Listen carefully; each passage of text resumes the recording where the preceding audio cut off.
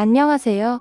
우리나라 속담에는 자신이 만든 줄로 제 몸을 스스로 묶는다는 자승자박이라는 말이 존재하잖아요.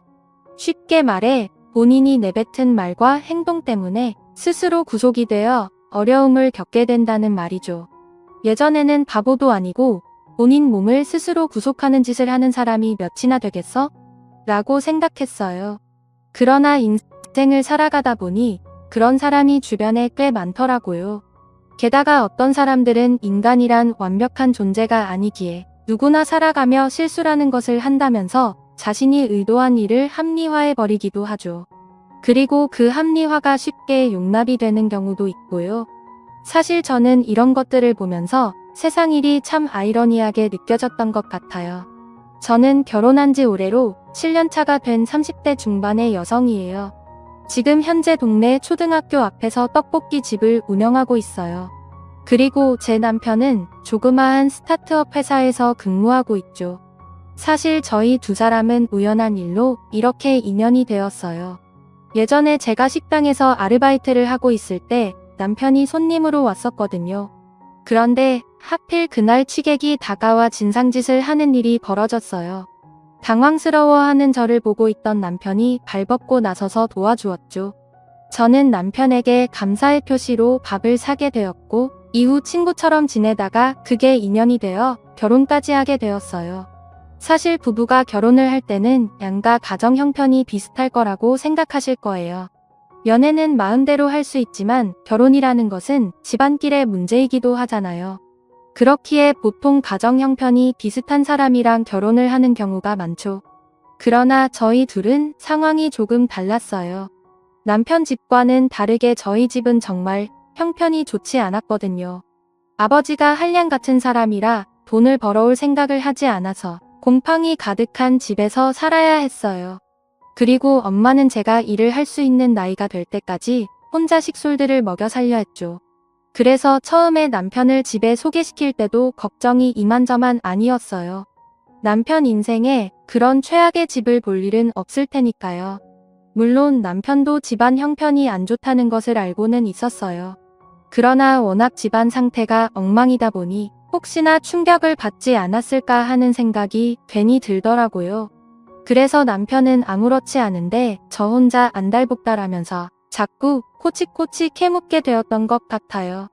재준씨 우리 집에 인사 다녀와서 충격 많이 받았지. 뭐? 충격을 받을 일이 뭐가 있어. 재준씨도 우리 집 상태 봤잖아.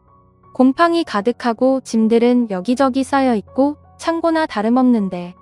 솔직히 오늘 집 보여주고 나서 조금 창피하네. 그게 뭐가 창피해. 어디서 사는 게 뭐가 중요하다고. 나는 오히려 장모님이 너무 잘 대해주셔서 좋은데. 남편은 걱정이 가득 묻어있는 저의 말에 웃으면서 그게 뭐가 문제냐고 하더라고요.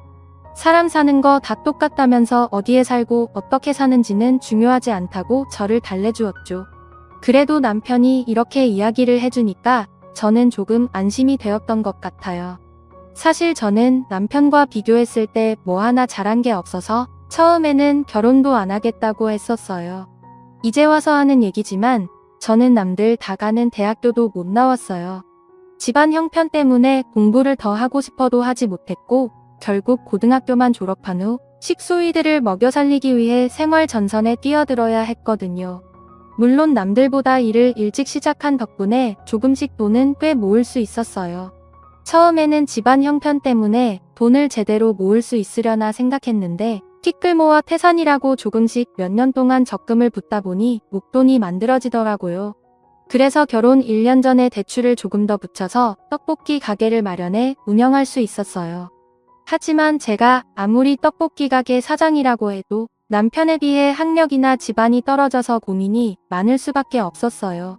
게다가 계속해서 친정을 챙겨야 하는 입장이었잖아요. 그래서 결혼을 꼭 해야 한다면 헤어지고 다른 여자를 만나도 좋다는 이야기까지 했었죠. 그러나 남편은 저를 포기하지 않았어요. 뭐든 다 괜찮으니 결혼하자면서 저를 설득하기 시작했고 결국 저는 오랜 고민 끝에 청혼을 받아들이게 된 것이죠. 그렇게 저희 두 사람은 본격적으로 결혼 준비를 하기 위해 양가 부모님께 인사를 드리게 되었어요. 하지만 저는 시어머니께서 저희 두 사람을 반대하실까봐 걱정을 많이 했었죠. 물론 남편은 시어머니가 그런 사람은 아니라면서 걱정 말라고 했지만 저는 시댁에 가기 전날부터 너무 긴장이 되어 잠도 제대로 못 잤던 것 같아요. 제 집안 사정을 아시면 싫어하실 게 뻔했거든요. 지금 떡볶이 가게를 운영하고 있다고? 네, 어머니 초등학교 앞에서 떡볶이 가게를 운영하고 있어요. 젊은 나이에 대단하네. 재준이한테 들어보니까 집안 형편 때문에 걱정을 많이 했다고 하던데 나는 너희 두 사람 반대할 생각 없다. 오히려 열심히 사는 모습이 보기 좋아. 그러니까 얼른 날짜 잡고 식 올려라. 사실 저는 물벼락이라도 맞는 건 아닌가 했었는데 시어머니께서는 바로 결혼 허락을 해주셨어요. 그리고 오히려 싹싹하고 예의가 바르다면서 저를 예뻐해 주셨죠. 덕분에 저희 두 사람은 큰 문제 없이 결혼을 할 수 있게 되었어요. 그래서인지 저는 한참 모자란 저를 좋게 받아주신 시어머니에게 감사한 마음이 있었어요. 그래서 항상 잘하려고 노력을 많이 했더니 시어머니께서도 결혼 후에 저를 더 예뻐해 주시고 친딸처럼 아껴주시더라고요. 그래서 앞으로 결혼 생활 중에 걱정할 일은 없겠구나 싶었죠. 저희 부부는 남편 회사 출퇴근 문제 때문에 시댁과 10분 정도 떨어진 곳에서 신혼생활을 시작했어요. 다행히 제가 운영하는 가게도 한 30분 정도 떨어진 곳에 있어 왔다 갔다 하는 것에 큰 불편함이 없었죠. 사실 결혼 전에 주변 사람들은 집안 형편에 차이가 많이 나는데 시댁 가까이 살면 100% 시집살이를 당한다면서 최대한 신혼집을 멀리 없는 게 어떻겠냐고 권유를 하기도 했었어요. 물론 저도 시집살이 걱정을 하지 않은 것은 아니었죠. 하지만 시어머니를 보니까 시집살이를 시키거나 하실 분은 아닌 것 같았어요. 그리고 제가 친정부모님처럼 잘 모시겠다고 다짐한 게 있었기에 크게 신경 쓰지 않고 시댁 근처에 신혼집을 얻었죠. 그리고 예상했던 것처럼 시어머니는 시집살이를 시키지 않으셨어요. 오히려 사이가 너무 좋아서 맨날 붙어 다닐 정도였죠. 게다가 시어머니는 매일 새벽에 가게 문을 열고 늦게 닫는 제가 안쓰러웠나 봐요. 조금이라도 쉬게 해주려는 것인지 하루가 멀다 하고 가게에 나오셔서 일을 도와주셨어요. 게다가 가게 때문에 남들 다 가는 여름 휴가를 몇 년째 못 가는 게 마음이 쓰셨던 것 같아요. 한창 사람들이 여름 휴가를 떠날 때쯤 뜬금없이 저에게 돈을 내미시더군요. 어머니, 이게 웬 돈이에요? 100만 원이나 되는데 이 큰 돈을 왜 저한테 주세요? 너희들 남들 다 가는 여름 휴가 한 번 못 갔다 왔잖니. 이번 기회에 가까운 곳이라도 한번 다녀와라. 가게는 내가 맡아줄 테니 걱정하지 말고. 네? 아니에요. 어머니. 휴가는 나중에 가면 되니까 이거 다시 가져가세요. 그냥 휴가 한번 다녀와. 내가 신경이 쓰여서 그래. 결혼하고 나서 시댁 일에 가게 일에 정신이 없었잖니. 그냥 100만 원짜리 공짜 돈 얻었다 생각하고 가까운 곳이라도 다녀와.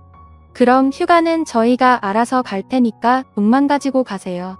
저희가 용돈을 드려도 모자란데 100만 원씩이나 되는 돈을 어떻게 받아요? 그냥 이걸로 둘이 좋은 시간 보내다 와. 이왕 이렇게 된 거 예쁜 손주도 하나 만들어 오면 좋고. 시어머니는 제 주머니에 귀엽고 100만 원을 찔러 넣어주시고 도망치듯 가셨어요. 결국 저희 두 사람은 시어머니께 가게를 맡기고 제주도로 여름휴가를 다녀올 수 있었죠. 저는 항상 사랑을 넘치게 주시는 이렇게 좋은 시어머니가 세상에 또 있을까 하는 생각을 했었던 것 같아요. 결혼 후 하루하루가 너무 행복했죠. 그렇게 시간이 지나 저희 부부가 결혼한 지 4년 차가 되었을 때였어요. 사실 남편에게는 형이 하나 있는데 대기업에 다니면서 일에 지어 사느라 홍기가 지났는데도 결혼을 못하고 계셨었죠. 그래서인지 시어머니께서는 항상 아주버님을 보면서 결혼도 못한 채 노총각으로 일만 하며 산다고 걱정을 많이 하셨어요. 그러나 아주버님이 식구들 몰래 연애를 하고 있었던 것인지 어느 날 결혼할 사람이 생겼다면서 시댁에 인사를 시키더라고요. 저도 그날 형님이 되실 분을 처음으로 보게 되었는데 좋은 집에서 자랐는지 명품을 쫙 빼입고 다니고 그 나이에 관리도 잘 받으러 다니는 것인지 젊은 사람 못지않게 정말 예뻤어요. 게다가 들어보니 명문대학교 교수로 있다고 하더라고요. 아주버님과는 같은 대학교를 나와서 친구로만 지내다가 1년 전부터 마음을 확인한 후 연애를 하게 되었다고 했죠. 시어머니께서는 딱히 결혼 반대를 하지는 않으셨어요. 하지만 형님을 그닥 좋아하지 않으셨죠. 저는 처음에 형님이 인사를 왔을 때 집안이나 학벌이 훨씬 좋으니까 시어머니께서 두 손 들고 반길 것이라고 예상을 했어요. 그리고 당연히 저보다 형님을 더 예뻐하실 거라고 생각했죠. 그러나 시어머니께서는 형님이 여유로운 집안에서 자라서 그런지 콧대가 높고 예의가 없다며 싫어하셨어요. 사실 말은 안 했지만 제가 보기에도 형님은 너무 곱게 자란 티가 많이 났죠. 저랑 시댁일을 할 때에도 은근히 무시하는 듯한 행동이 자주 나왔거든요. 한 번은 시댁에서 식구들끼리 함께 식사를 하려고 모였던 적이 있어요. 당연히 며느리인 저와 형님이 식사 준비를 해야 했죠. 그런데 형님은 부엌에 들어올 생각을 하지 않는 거예요. 그래서 저는 소파에 편안한 자세로 앉아 TV를 보고 있던 형님에게 다가가 음식 준비 같이 하자고 이야기를 했어요. 그런데 형님은 대놓고 저를 무시하더라고요. 형님 저랑 같이 들어가셔서 음식 준비 같이 해요. 동서, 이 고운 손에 내가 물을 묻힐 것 같아? 나는 못하니까 알아서 해. 형님도 이 집안 며느리인데 음식 준비 같이 하셔야죠. 오늘 음식 할 거 많아요. 얼른 같이 들어가요. 나같이 귀한 인재가 그런 일을 어떻게 하니? 원래 그런 자빌은 양반이 아니라 머슴들이 하는 거야? 네. 그럼 지금 제가 머슴이라는 얘기를 하시는 거예요? 어떻게 그런 식으로 말씀을 하세요? 저는 머슴 취급하는 형님을 보면서 큰 소리를 낼 수밖에 없었어요. 결국 좋게 해결하려고 했던 일은 큰 싸움으로 번지게 되었죠. 밖에서 들리는 언성에 남편 그리고 아주버님은 이후 시어머니께서도 밖으로 나와 어떻게 된 거냐 자처지진을 물으셨고 형님에게 한 소리 하셨죠. 며느리가 시대가 왔으면 부엌에 들어가 음식하는 게 당연하지 않겠냐면서요. 그러나 형님은 들은 척도 하지 않았고 오히려 시어머니가 이렇게 말하는 게 맞냐고 물었죠. 그래서 형님은 그 말을 듣고 이제는 아주 잘 알게 됐죠. 그러나 형님은 들은 척도 하지 않았고 오히려 시어머니를 뒷방 노인네 취급하더라고요. 본인은 시댁일을 맡아서 할 위인이 아니라면서 집에만 있는 노인네가 뭘 알겠냐고 무시를 하기 시작했어요. 형님은 아주 아나메인으로 나왔는데 그 모습을 보던 저를 포함한 모든 식구들은 헛웃음을 지을 수밖에 없었어요. 그날 일로 아주버님은 단단히 화가 났는지 시댁에서 형님과 큰 소리를 내며 싸우셨죠. 당연히 시어머니께서도 옆에서 언성을 높이셨고요. 결국 아주버님과 형님은 식사도 하지 않은 채 집을 나섰고 그 모습을 보면서 저는 괜히 일을 만든 것은 아닌지 걱정을 할 수밖에 없었어요. 물론 시어머니께서는 제 잘못이 아니라면서 마음 쓰지 말라고 하셨지만 아무래도 제 입장에서는 눈치가 보일 수밖에 없었죠. 그래도 나중에 들어보니까 형님 부부는 집에서 차분히 대화를 하는 화해를 하게 되었고 시어머니께 사과를 드리는 것으로 마무리 지었다고 하더라고요. 그러나 그날 이후에도 항상 시댁에 형님이 끼어 있으면 큰 소리가 날 수밖에 없었어요. 그로 인해 형님 부부는 시댁에 발걸음을 하는 날이 점점 줄어들었고 시어머니에게 안부 연락조차 하지 않는 것 같았어요. 그렇게 결국 형님 부부와 시어머니는 점점 사이가 멀어질 수밖에 없었죠. 어느 날 저는 평소처럼 밤늦게 가게 영업을 마치고 아이스크림을 하나 문 채 집으로 돌아가고 있었어요. 그런데 시어머니에게 전화가 한 통 오더라고요. 어머니 시간이 많이 늦었는데 안 주무셨어요? 아휴 잠이 와야 말이지. 너 지금 재준이랑 같이 집에 좀 와라. 네? 어머니 왜 그러세요? 혹시 집에 무슨 일 있으신 거예요? 그 전화로 할 얘기는 아니니까 일단 재준이 데리고 집에 좀 와봐. 시간이 많이 늦었고 많이 피곤한 상태였지만 시어머니 목소리에서 느껴지는 심각한 분위기에 말씀을 거부할 순 없었어요. 그래서 저는 곧장 집으로 들어가서 자고 있던 남편을 깨워 함께 시댁으로 향할 수밖에 없었죠. 그렇게 시댁으로 찾아갔는데 시어머니가 한동안 말씀을 못 꺼내시는 거예요. 저는 대체 무슨 일이 있길래 저렇게 심각한 표정을 지고 있었는지 모르겠어요. 남편도 답답했는지 사람을 불렀으면 이야기를 해야지 뭐하고 있는 거냐고 재촉을 하더라고요. 그러자 시어머니께서는 한참을 머뭇거리다가 저랑 남편 손을 붙잡으면서 힘들게 이야기를 꺼내셨죠. 지영아, 재준 아내가 지금 많이 아프다. 네? 그게 무슨 말씀이세요? 어디가 아프세요? 병원에서 이것저것 검사를 하더니 만성심부전증에 걸렸대. 평소에 고혈압이랑 당뇨 관리가 안 되어서 고생을 했었는데 결국 일이 터졌어. 만성심부전증이라면 신장 이식이 필요한 거 아니에요? 응. 의사 선생님께서는 신장 이식이 필요한 거 아니에요? 응. 의사 선생님께서도 이식 준비해야 할 것 같다고 하더라. 그래서 말인데, 진짜 염치 없지만 너희 두 사람이 신장공여자 검사를 받아보면 안 될까? 시어머니께서는 본인이 형님 부부와 사이가 안 좋은 상황이니 얘기를 꺼내볼 수가 없다면서 제발 부탁한다고 했어요. 저희 부부가 생각하기에도 형님 부부는 시어머니가 부탁한다고 해서 흔쾌히 신장공여자 검사를 받을 사람들은 아닌 것 같았죠. 결국 시어머니를 살릴 수 있는 사람은 저희 두 사람밖에 없겠다 생각했어요. 그래서 저희 부부는 고민도 없이 알겠다며 검사를 받아보겠다고 했죠. 저는 평소 시어머니를 제 친분으로 생각했지만 당연히 제가 할 수 있는 일이라면 해야 한다고 생각했거든요. 정말로 너희들이 신장공여자 검사해 볼 거야? 네, 어머니. 너무 걱정하지 마세요. 저희 둘 중에 한 명은 어머니께 들을 수 있을 거예요. 정말 고맙다. 나한테는 너희 두 사람밖에 없어서 시어머니께서는 저희 두 사람의 말에 너무 고맙다고 눈물까지 흘리셨어요.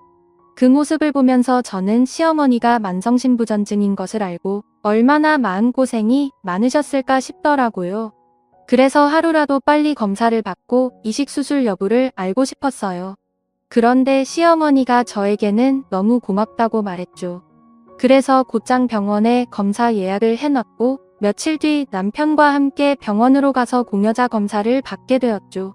그리고 시간이 지나 검사 결과가 나오는 날 저희 부부는 떨리는 마음을 안고 진료실에 들어가게 되었어요. 검사 결과를 보니까 이재준님은 조직이 맞지 않아 이식 불가를 했다고 하더라고요. 네, 제가 정말 어머니께 신정을 드릴 수 있어요? 네, 김지영님께서 이식에 동의만 하신다면 바로 수술 준비해서 진행하실 수 있을 것 같습니다. 네, 어머니를 살릴 수 있는 유일한 일인데 당연히 제가 해야죠. 그렇게 저희들은 간호사님 통해서 관련된 내용을 전달받고 병원 밖으로 나왔어요. 사실 겉으로 티는 안 내지만 혹시나 두 사람 모두 신장 이식 불가능하다고 하면 어쩌지 싶어 걱정이 많이 되었거든요. 그런데 제가 가능하다고 하니까 한시름 놓을 수가 있었죠. 저희 두 사람은 곧장 시댁에 찾아가서 시어머니께 소식을 전해드렸고 날짜 맞춰 같이 입원하면 된다 말씀을 드렸어요. 시어머니께서는 제 손을 꼭 붙잡고 너무 고맙다고 제가 생명의 은인이라며 앞으로 은혜를 두고두고 갚겠다고 하셨죠. 그리고 남편도 집으로 돌아가자마자 저를 꼭 껴안고 연신 고맙다는 말을 하더라고요. 고맙긴 뭘, 어머니가 나한테 해주신 것에 비하면 이 정도 수술은 아무것도 아니야. 비섞인 가족이라도 이식 수술은 힘든 일이잖아. 그런데 흔쾌히 수술하겠다고 해줘서 너무 고마워. 뭐, 비섞인 사람들만 가족인가? 나도 엄연히 이 집 며느리네요. 여보, 앞으로 내가 당신한테 정말 잘할게. 우리 엄마 살려준 몫으로 내가 잊지 않고 평생 잘할 거야. 정말이지? 나 지켜볼 거야. 남편은 제 앞에서 눈물까지 흘리며 이야기를 했죠. 저는 살면서 남편이 눈물을 흘리는 모습을 처음 봤던 것 같아요. 다른 사람도 아니고 시어머니가 그런 큰 병에 걸렸다고 하니 겉으로 티는 안 냈어도 심경이 많이 복잡하고 힘들었겠죠. 그 마음을 잘 알기 때문에 저는 수술 잘 될 테니 너무 걱정하지 말라면서 남편을 위로했어요. 그렇게 이틀이 지나가게 되었죠. 저는 가게에 잠시 휴업을 한다고 붙여놓고 수술을 받기 위해 시어머니와 함께 병원에 입원을 하게 되었어요. 병원에 도착한 후 저와 시어머니는 각자 병실로 흩어져서 이것저것 검사를 받기 시작했어요. 아무래도 신장을 이식하는 큰 수술이기에 시어머니도 확인할 게 많은 것인지 정신이 없어서 한동안 얼굴을 뵙지 못했죠. 어느덧 시간이 지나 수술 전날이 찾아오게 되었어요. 아니요, 교수님. 그냥 수술 중단해주세요. 어제 제가 들은 게 있어서 그래요. 그리고 저는 교수님에게 전날에 시어머니 병실에서 들었던 모든 이야기를 다 해주었어요. 그래서 거부하는 것이라고 정확하게 설명했어요. 그러자 모든 사정을 다 알게 된 교수님과 다른 의료진들은 황당한 표정을 짓더니 이건 죄를 저지르는 것이나 다름없다며 같이 화를 내주셨죠. 당연히 수술은 곧장 중단이 되었고요. 이야기를 들어보니 시어머니도 수술을 진행하려다가 결국 가슴만 열었다 다시 닫은 채로 나와야 했죠. 시어머니는 수술도 하지 못한 채 회복실에 있다가 다시 병실로 올라가게 되었고 그 후에 시어머니가 병실에 들어갔는데 시어머니는 수술을 하지 못한 채 회복실에 있다가 다시 병실로 올라가게 되었고 그 후 의료진들에게 제가 이식을 거부했다는 이야기를 듣게 된 듯 보였어요.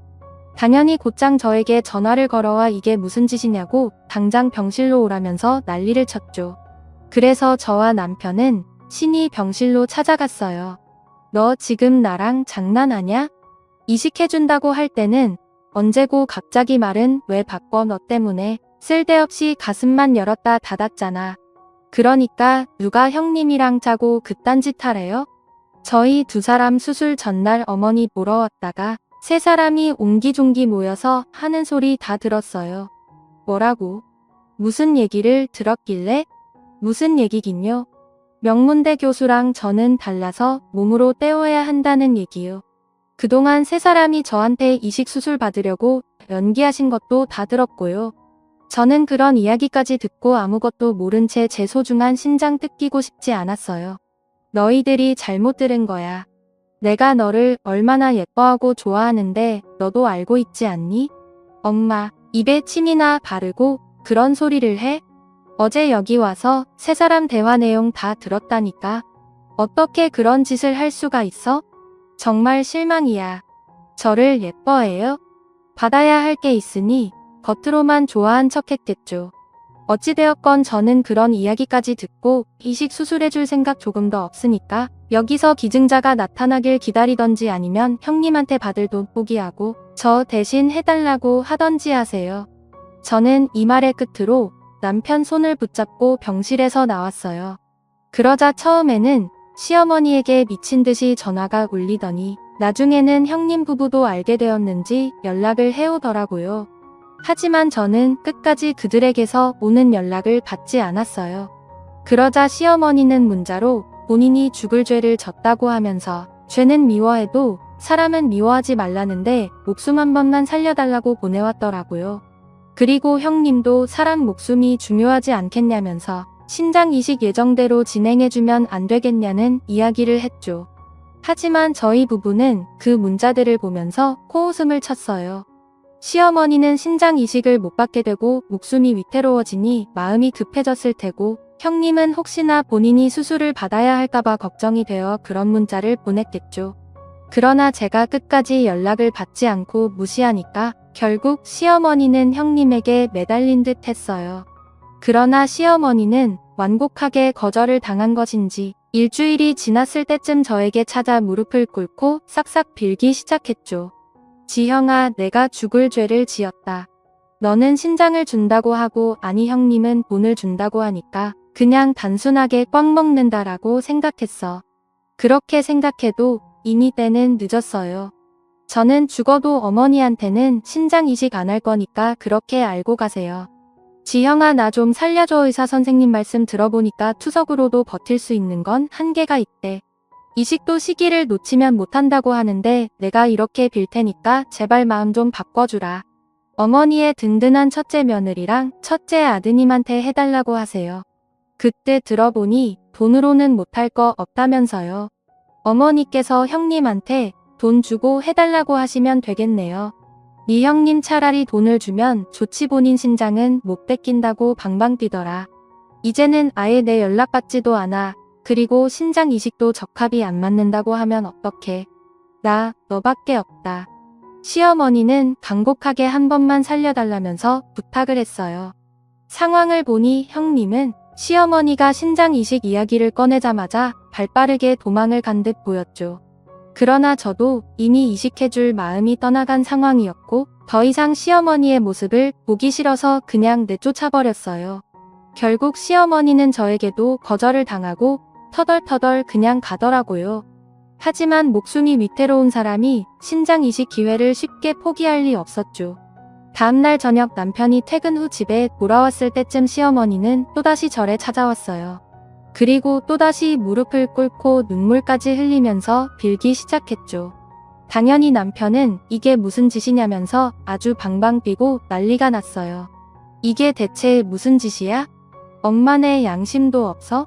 그딴 짓을 하고도 여기 와서 이식 수술해달라는 소리가 입 밖으로 나오냐고? 미안하. 내가 이렇게 두 손 모아 빌 테니까 한 번만 용서해줘 지영아. 나 좀 제발 살려주라. 제가 지난번에도 말씀드렸을 텐데요. 어머니한테 믿을 구석 더 있잖아요. 잘난 형님이랑 아주버님한테 가서 해달라고 하세요. 네, 형님, 형님 말은 꺼내지도 마라. 그동안 여기저기서 돈을 얼마나 빌리고 다녔는지 집에 돈 갚으라는 빚쟁이들까지 쫓아왔어. 게다가 폐교 위기에 부실대학교 시간제 교수였다고 하더라. 저는 이건 또 무슨 소리인가 싶었죠. 시어머니는 본인도 형님한테 감쪽같이 속았다면서 아주 방방 뛰더라고요. 그러면서 아주버님도 이 사실을 몰랐는지 형님과 이혼하려고 이혼소송을 걸고 지금 난리도 아니라고 했어요. 그러면서 아주 애절한 눈빛을 하고선 한 번만 도와달라고 하는데 정말 기가 막히더라고요. 그러나 저희 부부는 그런 짓을 하고도 이식해달라는 소리가 나오냐면서 시어머니를 밖으로 내쫓아갔어요. 그러면서 시어머니를 밖으로 내쫓아버렸고 끝까지 거부를 했죠. 결국 시어머니는 저에게서 신정이식을 받을 수 없었고 상태가 악화되어 병원에서 투석을 받으면서 기증자가 나타날 때까지 기다려야 했어요. 그리고 남편은 이번 일로 크게 실망을 했는지 다시는 시댁 식구들과 엮이지 않겠다고 아예 인연을 끊겠다 통보를 했죠. 저도 남편과 마찬가지로 그날 이후로 지금도 시댁 식구들과 연락을 하지 않고 있어요. 이번 일을 통해 저는 믿는 도끼에 발등을 이렇게 세게 찍힐 수 있다는 것을 제대로 깨달을 수 있었어요. 어떻게 신정은 저에게 받고도는 교수 형님에게 받을 생각을 할 수 있었는지, 그리고 저보다 더 나은 교수 형님이 오랫동안 살아야 한다는 말을 할 수 있었는지 지금 생각해도 어이가 없어서 헛웃음이 터져 나오네요. 사실 이제 와서 하는 말이지만 그날 이후로 저는 심경이 참 복잡했습니다. 시어머니에게 큰 실망을 한 상황이었지만 사람 목숨이 달려있는 일이다 보니 이러지도 못하고 저러지도 못하고 참 답답한 시간이 연속이었어요. 차라리 시어머니가 이식공여자 검사를 받아달라고 부탁할 때 거절을 했으면 좀 낫지 않았을까 하는 생각이 들었을 정도로요. 시댁에서 이러한 일이 있던 걸 저희 친정엄마도 알게 되면서 저는 엄마한테 등짝 스매싱을 맞았네요. 왜 그런 걸 함부로 해준다고 해서 이런 사달이 나게 만드냐고요. 제 탓도 있다고 들었어요. 엄마도 속상하시니까 저런 말씀을 하셨겠죠. 그래도 남편이 옆에서 제 뜻대로 하라며 이해를 해주니 이렇게 버틸 수 있었던 것 같습니다. 지금쯤 시어머니는 어떻게 하고 있는지 모르겠지만 신이 알아서 운명을 결정해 주시겠지 하면서 기다려 보려고요. 힘든 시간도 한 차례 겪었으니 이제는 행복한 일만 가득했으면 좋겠어요. 여러분들의 앞날에도 꽃길만 있기를 저도 기원하겠습니다. 저의 부족한 이야기 들어주셔서 감사하고 이번 일을 계기로 항상 입조심해야 한다는 걸 뼈저리게 느끼게 되었어요. 여러분들의 쓴소리도 달갑게 듣겠습니다. 여기서 정말 많은 걸 배우고 갑니다. 감사합니다.